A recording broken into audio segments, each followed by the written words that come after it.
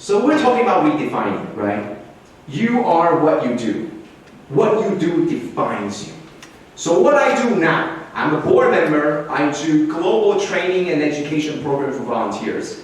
That's what I do that defines me, right? Or I go to these different countries where there's disaster, there's war, even Turkey and Syria refugees. We go to Serbia, all these places. Or maybe in Poland, when after Ukraine, the war, Ukraine-Russia, we were able to go there and set up all these refugee centers. That defines me. And today I'm going to talk about redefining and reframing. So you don't be defined by what you do, but you get to define what you do, and therefore you get to define who you are.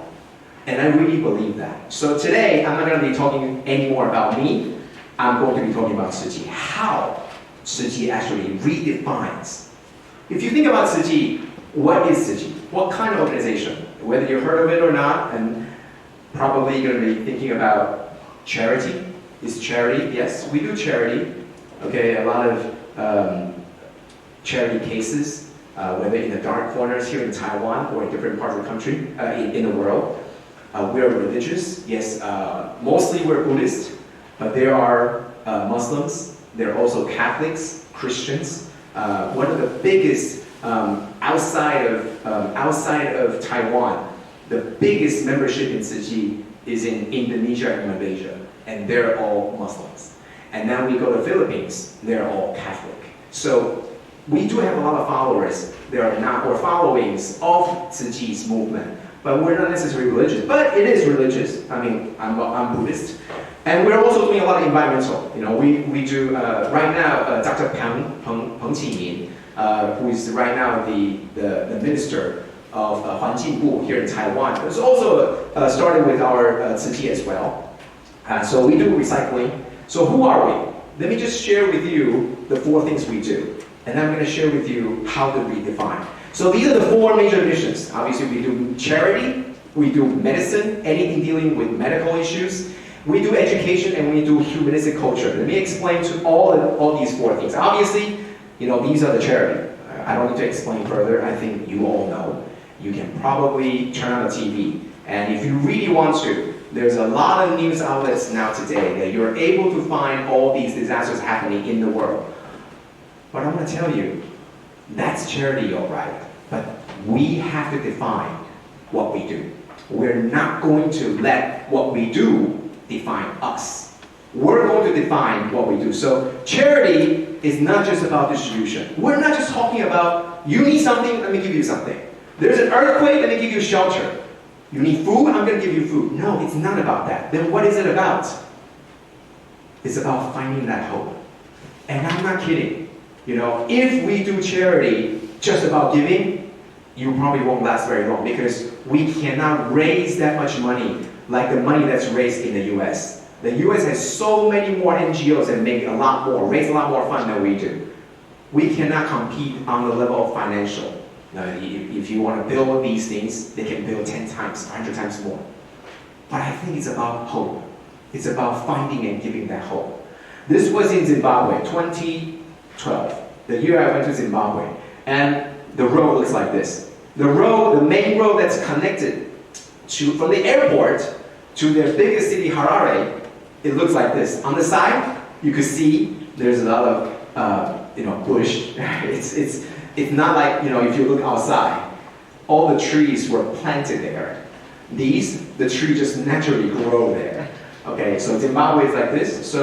And we went there for a school project. So 100 trillion. And this was back then. I think their currency, they ran out of places to print the zeros. 100 trillion. I mean, imagine if you cannot read, and many of the people in Zimbabwe cannot read. If you cannot read, how would you be able to count the zeros? I mean, imagine you're going to grocery and you take out the cash and you have to count the number of zeros. So anyway, that's their money, and all these money, because due to inflation, horrible inflation, this paper, 100 trillion, isn't even enough for the cost of paper. Cost of paper of printing this money. And that's why I was able to bring a lot of these home, because they're all in the garbage can, all in the dumpster. So I'm not smuggling money. I'm not right. So when you have to fill out how much money you bring in, I'm not gonna say I bring 100 trillion. I just said I bring a lot of paper that got printed, a lot of zeros. Okay, so these are the schools. So I went there. Zimbabwe is called the country of rocks, and it shows you. This is truly, I mean, if you go to Taiwan, probably Hualien, you will see a lot of 大理石, and that's a lot of rocks. But this is what, and then, about 40 minutes from their capital, Harare, this is what you see. And these are the kids that go to school there. And one of our projects was to go there and build classrooms for them. And so when we're there, going there to survey the sites, these are the kids. And trust me, they study harder than I studied harder than what I was when I was their age. And they were sitting there, and there was nothing to cover the sun. So you would think that, they're African, so they probably don't get darker when they get too much. They probably don't get suntan, right? Because they're already so dark, right? Well, I don't know. But I got darker, that's for sure, when I come back. So the interesting thing about them is that during the day, depending on the hour, they will shift. Because, like you see, somebody here is in the shade, so they know that when the sun is shifting, it's like a sundial. The sun is shifting, they will shift locations, so that they don't have to be always under the sun. And each class, this is about third grade. In that school, this is at the third grade. About 150 or so kids there. And this is their, some of their higher grades, they have these cover tarps on top. To be able to shield them, or if they would just go to have the huge giant trees. And this was back in 2012. So you see that these are the blackboard. So each classroom they have this, and you would see that the blackboard that would hang up there, because they would have a class monitor, a helper or assistant or teacher's assistant. They would always rise up. They would climb up, and then they would hang their blackboard up there. And then they would get an extra credit for doing this. So very different from our schools. Very, very different. So we saw that, and unfortunately I didn't bring you their notebooks. I mean, their notebooks, it was just, my handwriting is a lot more sloppier than they are. And I saw them like, oh my God, this is your notebook. They really, understand. They were able to write very, legibly. You were able to read them. Okay, so that they have all these, it's all in English. So I was able to communicate with them. It was talking about, I think it was capillaries, the water, how the water was able to go up the stem of the plants. Okay, so we had these projects to build these classrooms, okay? And so we did, these are the frames, and so we have about 10 of us, volunteers like me. We were trained before heading there, and we need to learn how to build this up. So I was a computer scientist. I don't have any architecture or engineering, physical engineering background. My engineering is computer and software, not hardware. But we were able to learn a little bit about how to put them together, and then we built them. And so the country of rocks is not really a joke. There were a lot of rocks. We had to remove these rocks so that we have enough place to put our classrooms. So, and honestly, this is a great country, because all the people that were working were mothers. Okay, I cannot see any men around. That's why this place is full with love. And this is one of our volunteers, William. But all these, they were moving the rocks. They were all mothers, and I don't know why, but mothers seems to have the biggest strength, even more than dads. Okay, so you can see them. We were digging the foundation, and it's all mothers again. And I came back and I report this to our master, Master Chen Yan. And I explained, and Master Chen Yan said to me, why is it that everyone working there are female, right? Why is it only ladies or girls or women working? Where are the men? And so I couldn't answer where the men were. I couldn't possibly tell them. They were probably on the way to, they're probably drinking or on the way to drinking. And so I can't, that was not a good thing to respond. But I explained why it was all mostly mothers. Because we were building classes for them, classrooms. And all these were mothers where their kids are going to come to these classes. we were building their schools. And that's why they were so willingly to come and help. And so eventually these kids come and help too. And they're not lining up to receive. So I talked about, it's not about giving them something. It's about showing them there is hope. We're coming here to help you with education. You can help yourself too. So they line up not to receive candies or receive food or receive blankets or clothing or shoes or book bags. They're coming to say, I want to help. This is my school. For me, for my brothers and sisters, for even my kids, I'm going to help too. So they begin to do the work, right? You see, all these kids were looking at him. Why? Because there were only 2 of these shovels around. They take turns. They were waiting for the opportunity to go at it. My turn to dig up this tunnel to build a foundation. That's what they're doing for their own school. That's what I meant. This is what eventually what we build for them. The girls, they come inside and then they try to, it's a lot of dust, a lot of sand, so then they're trying to, so eventually we built it, and now the crooked blackboard is inside. We changed that. So, hope. Now they know. This is what it's like to not be under the sun, whether they're tan or not. You can tell them or you can tell the tan line on their face. You can't, obviously, but it doesn't matter because it's no longer an issue. They will always say that they got continuous shine by the sun, and it's not like they're gonna get tan lines, but it's that they're gonna get headache. They cannot focus at work. And so eventually they're inside, and there's no chairs, nothing, but they're able to be so happy. Okay, so hope. The school like this. But you look at these kids, they don't look African. Exactly, because this was year 2013. Back then it was 2012. That was our prototype of these makeshift schools. In the next year, in the Philippines, when Hurricane Haiyan struck, we were ready because we built these classrooms a year ahead in prototype in Africa. So all the material, all the manufacturing, and all the volunteers to put together, we have an SOP for a year ahead. So we were prepared. So in 2013, these were mass produced. Not there locally in Philippines. All these the pieces, even the number of bolts and nuts were counted here in Taipei and then shipped by boat, by ship to Philippines. And we built hundreds of these. Because we had 1 year ahead and we're getting prepared. That's what I'm talking about. Finding that hope, not just giving you the food or giving you something that you need right now. Oh, you need water? You need food? No. I'm giving you a chance at future. One shot at succeeding in life, education. That's why in Zimbabwe, they have very low dropout rate because they know the only thing they have is education. So we're giving them the one thing that we can have to give them hope, schools. Okay, so this is 2015 in Nepal. I remember it was at the end of April when Nepal had this 7.8 magnitude struck. And I went there, and this is what we saw. And we see a lot of everybody run out. And I'm sure if you have experienced April 3rd here in Taiwan, and most of you are in Taipei, if you're in Taipei. I live in Hualien, and that was the epicenter. And it was shaking, huge shaking. I did never experience such huge earthquake, but that's what happened. And so back then, 2015, they all rushed out. There was tents all over the place, and we saw this. We saw this.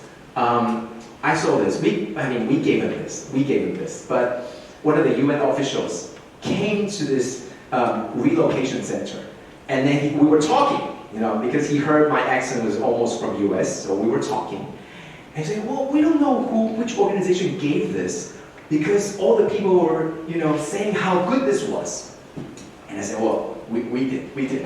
And why do we give them this? I'll explain. See, all the things. And you see these are Indonesia, the national flags of Indonesia, because we ship a lot of our things, not just from Taiwan, but we also have our warehouse in stockpiles also in Indonesia. So they would ship there, fly there by military planes, by sending there the food and blanket, etc. So they were able to put all their belongings on top. And I'm going to explain why. So it's about giving that hope. So what's hope? What are we giving them? Believing you have the power to change. That's hope. I might not be able to change right now. I might not be able to right away show you that your kids or your life from this point on, because now you're in contact with Tzu Chi, now your life is all golden. No. But we're going to make you believe. We're going to work with you so that you have the power to change. That's what hope is. What is hopelessness? You just think about what's going to happen. I cannot change. For example, tomorrow the sun is going to come out. You cannot change that. Or you probably shouldn't try to change that. But that's something that you're powerless to do. But hope is believing you can do that. And that's what we're giving them. We're giving them, now you have better schools, now you have better opportunity in life, now you have a better opportunity at future. So this was our Malaysian charity case. And his name was Hamid. It was Rohingya. I'm sure you probably, if you watch the news, you know. There are a lot of people in the world that were oppressed. And many of them were oppressed politically. Many of them were oppressed due to their religion. Rohingya was one of them, and they were oppressed by Buddhists. So we feel somehow connected to that. We're a Buddhist organization, and therefore we want to do something. So our Malaysian volunteers, go to care for these relocated refugees. So his name was Hamid, 27 years old, and these were his story. He wanted to go to USA. Imagine that. How much money would it take? Not just talking about the airplane ticket or relocation or the cost of living. You have to take your kids to USA, and then we thought about why. Because seek medical treatment for his son.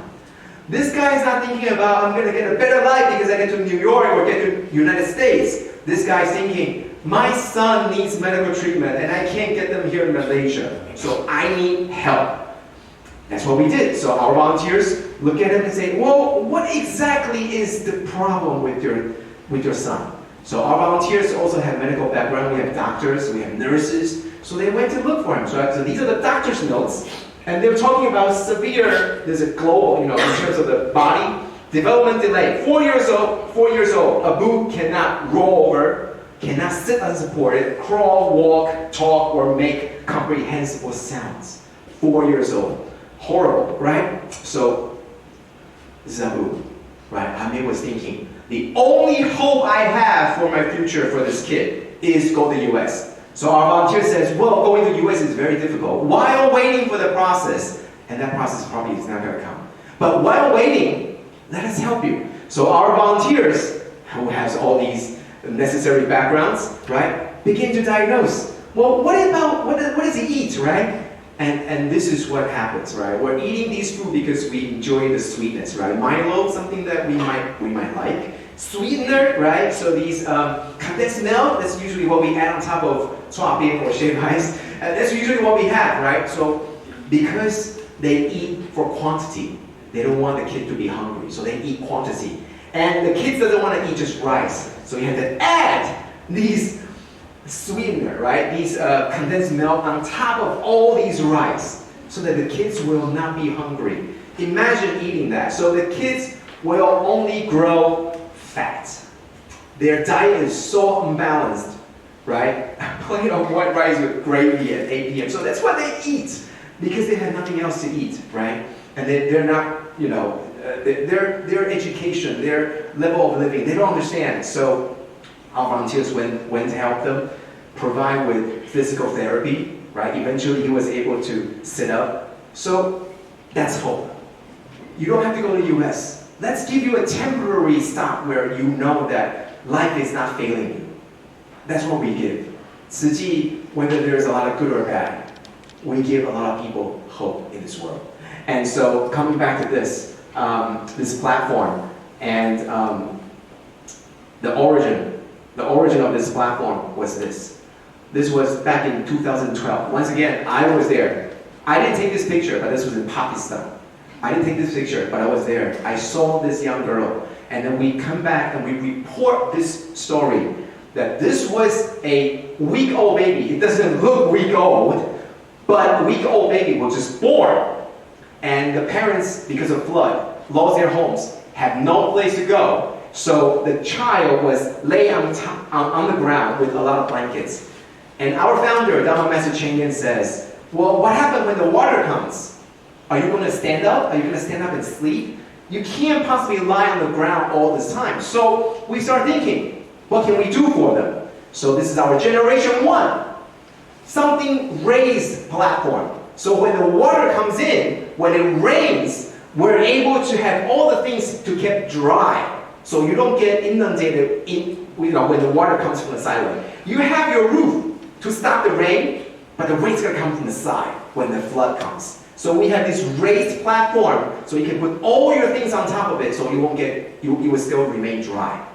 And that really answered that, except this is too soft. So we began to manufacture, we have this idea, let's help them, give them something that they need.